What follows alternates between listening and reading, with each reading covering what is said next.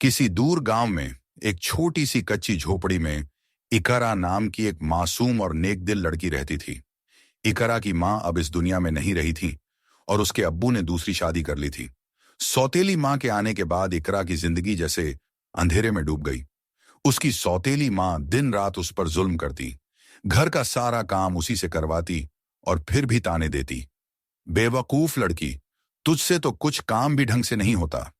इकरा की दो सौतेली बहनें थीं जो हमेशा अच्छे कपड़े पहनती, सजती संवरती और मां की लाडली बनी रहती। इकरा को ना भरपेट खाना मिलता, न सही से पहनने को कपड़े। उसके अब्बू फिरोज दीन एक सादा दिल और कमजोर इंसान थे। वो सब कुछ देख तो लेते थे मगर कभी हिम्मत नहीं कर पाते थे कुछ कहने की। वो सोचते कि शायद वक्त के साथ सब ठीक हो जाएगा, लेकिन इकरा की हालत हर दिन और बुरी होती जा रही थी। एक दिन जब इकरा ने सौतेली बहनों के कपड़े धोने के बाद खुद के लिए सूखी रोटी मांगी, तो उसकी मां ने पानी का जग उसके हाथ से गिरा दिया और गुस्से से चिल्लाई, जा, कहीं मर जा जाकर, हमारे घर का खाना तुझ पर हराम है। इकरा की आंखों में आंसू भर आए। वो बिना कुछ कहे जंगल की ओर चल दी, अकेली, भूखी और दिल से टूटी हुई। चलते चलते वो गांव से दूर एक पुराने वीरान दरख्त के पास पहुंच गई। वो दरख्त गांव के सबसे किनारे वाले हिस्से में था और लोगों का मानना था कि वहां कोई जिन रहता है। कोई उस पेड़ के पास नहीं जाता था, लेकिन इकरा को डर नहीं लगा। उसका दर्द डर से बड़ा था। वो दरख्त के नीचे बैठकर अपनी मां को याद करते हुए फूट फूट कर रोने लगी। ए अल्लाह, क्या मैं इतनी बुरी हूं? क्या मेरी कोई अहमियत नहीं? मेरी अम्मी होती तो क्या मुझे ऐसे देखती?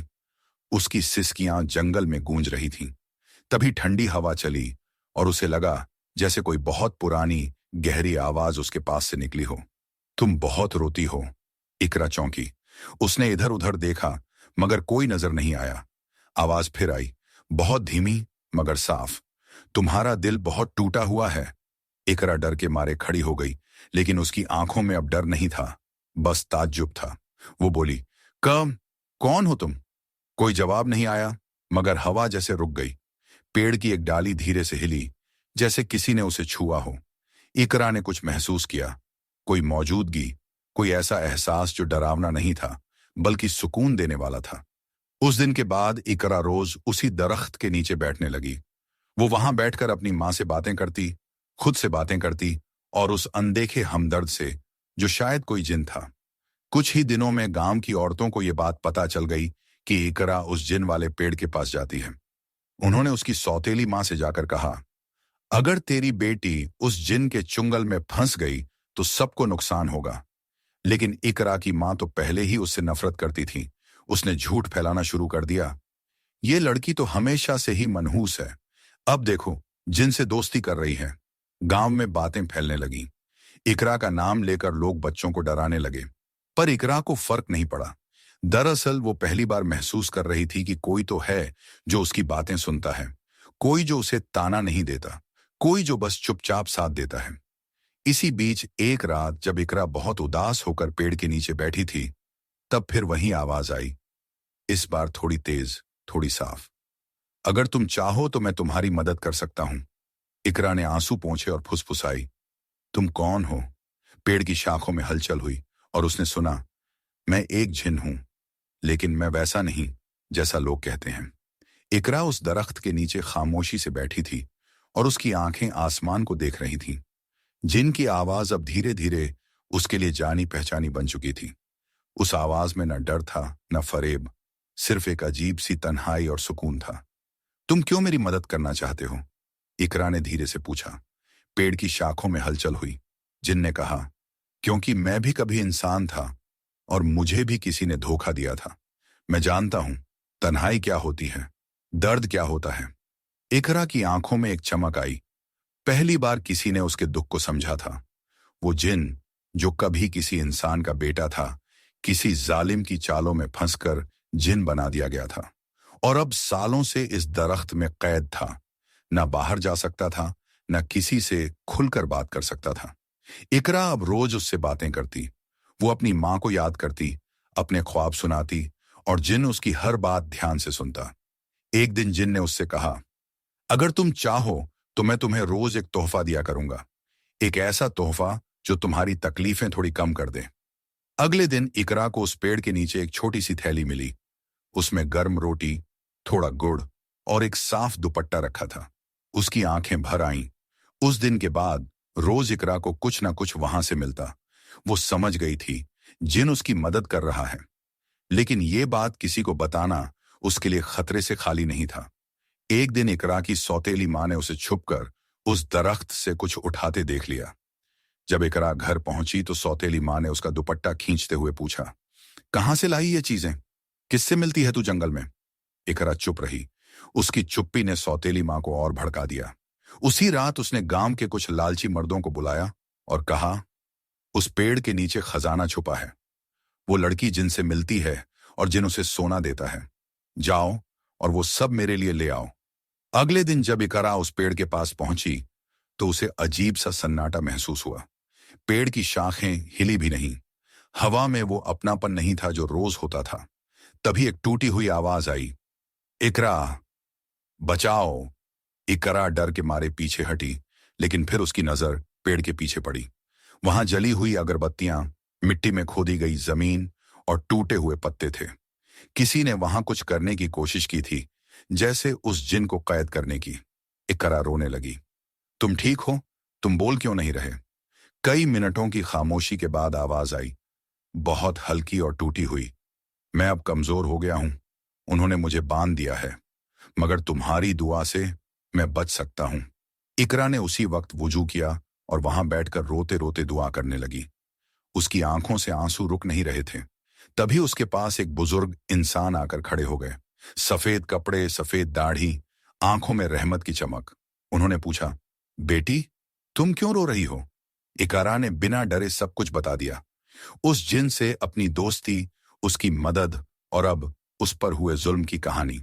बुजुर्ग ने सिर हिलाया और कहा, बेटी, वो जिन नहीं, एक बंदा है, अल्लाह का एक नेक बंदा जिसे जादू से कैद किया गया है, और अल्लाह चाहता है कि तुम उसके लिए रहमत बनो। उन्होंने अपनी जेब से एक तस्बीह निकाली और कहा, इसे लेकर रोज सूरह जिन और सूरह फलक पढ़ो। इस पेड़ के नीचे बैठकर पढ़ना। अल्लाह अगर चाहेगा तो उस बंदे को आजादी मिल जाएगी। इकरा ने वह तस्बीह पकड़ी जैसे किसी ने उसकी उम्मीद लौटा दी हो। अगले 7 दिनों तक वो रोज उस दरख्त के नीचे बैठकर तिलावत करती रही। हर दिन उसकी आवाज में ज्यादा यकीन, ज्यादा जोश और ज्यादा इश्क होता गया। 7वें दिन की शाम को जब सूरज ढल रहा था, तभी एक जोरदार झोंका चला। हवा में गूंजती आवाज आई, मैं वापस आ गया। इकरा, तुमने मुझे बचा लिया। लेकिन उसके साथ ही एक और डरावनी गड़गड़ाहट हुई। गांव वालों ने पेड़ को आग लगाने की योजना बना ली थी। अब इकरा और जिन दोनों खतरे में थे। गांव वाले मशालें लेकर जंगल की ओर बढ़ रहे थे। उनकी आंखों में लालच, दिलों में डर और जुबानों पर बस एक बात, उस जिन को खत्म कर दो। सौतेली मां उनके पीछे खड़ी थी, चेहरे पर घिनौनी मुस्कान। अब देखती हूं कैसे वो जिन तुझे बचाता है, इकरा, उसने बड़बड़ाया। लेकिन इकरा उस वक्त दरख्त के पास बैठी थी, अपने दोस्त के लिए आखिरी दुआ कर रही थी। जिन की आवाज अब पहले से मजबूत थी, मगर वो समझ गया था कि अब वक्त बहुत कम है।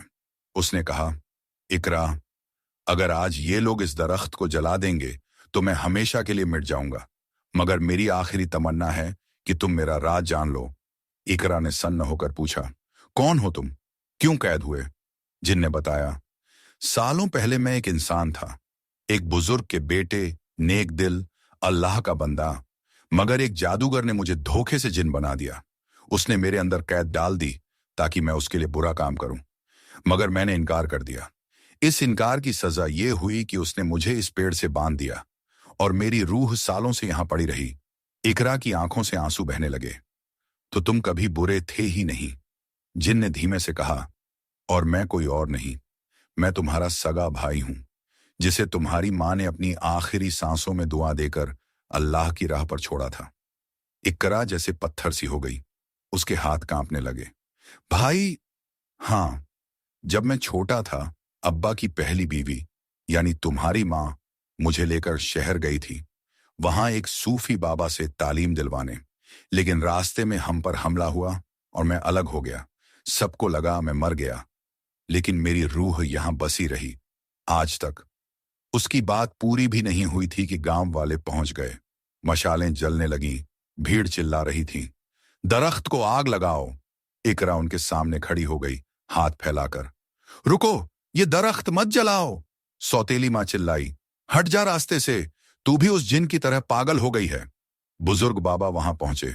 उन्होंने ऊंची आवाज में कहा, जो कोई भी इस दरख्त को जलाएगा उस पर अल्लाह का कहर नाजिल होगा। ये जिन नहीं, एक मुस्तबा रूह है, एक वली का बेटा। भीड़ सहम गई, मगर सौतेली मां को चैन नहीं आया। उसने खुद मशाल उठाई और दरख्त की तरफ बढ़ी। तभी बिजली कड़की, जमीन हिली और अचानक वो वहीं पर गिर पड़ी। उसके चेहरे पर अजीब डर जम गया, जैसे किसी अनदेखी सज्जा ने उसे जकड़ लिया हो। उसकी जबान लड़खड़ा रही थी और वो चिल्ला रही थी, मुझे माफ कर दो, मैंने बहुत गुनाह किए हैं, मेरी आंखों के सामने अंधेरा छा रहा है। गांव वाले पीछे हट गए। दरख्त के नीचे इकरा अब भी खड़ी थी, तस्बीह हाथ में, आंखों में यकीन। उसने आखिरी बार अपनी मां का नाम लेकर दुआ की, ऐ मेरे रब, अगर ये वाकई मेरा भाई है और ये तेरा नेक बंदा है तो इसे आजादी दे दे। तभी दरख्त से एक तेज रोशनी निकली, हवा में एक रूहानी नूर फैल गया। जिनकी आवाज आई, मैं आजाद हूं, शुक्रिया बहन। उसके बाद दरख्त धीरे धीरे सूख गया और जिनकी रूह एक सफेद कबूतर की शक्ल में आसमान की ओर उड़ गई। इकरा वहीं बैठ गई, सुकून में, रोते हुए, मुस्कुराते हुए। उसे अब कोई डर नहीं था, कोई तन्हाई नहीं थी। उसके पास अब यादें थीं, सच्ची, पाक, रूहानी। उसकी सौतेली मां कुछ ही दिनों में बीमार पड़ गई। कोई दवा काम नहीं आई और एक रोज वो दुनिया से चली गई। उसके अब्बू को जब इकरा की कहानी पता चली तो उन्होंने उसे गले से लगाकर कहा, बेटी, तुझसे बढ़कर कोई नहीं, मैं तुझे अब हर चीज दूंगा जो तू डिजर्व करती है। बुजुर्ग बाबा ने गांव के लोगों को बताया कि अल्लाह के नेक बंदे कभी मरते नहीं। उनकी रूह हमेशा उन लोगों के साथ होती है जो सच्चे होते हैं, जो सब्र करते हैं, जो दूसरों के लिए दुआ करते हैं। इकरा ने उस दरख्त की जगह एक छोटा सा दरीचा बनवाया, एक निशानी, उस भाई की जो जिन बन गया, मगर फिर भी अपनी बहन की हिफाजत करता रहा।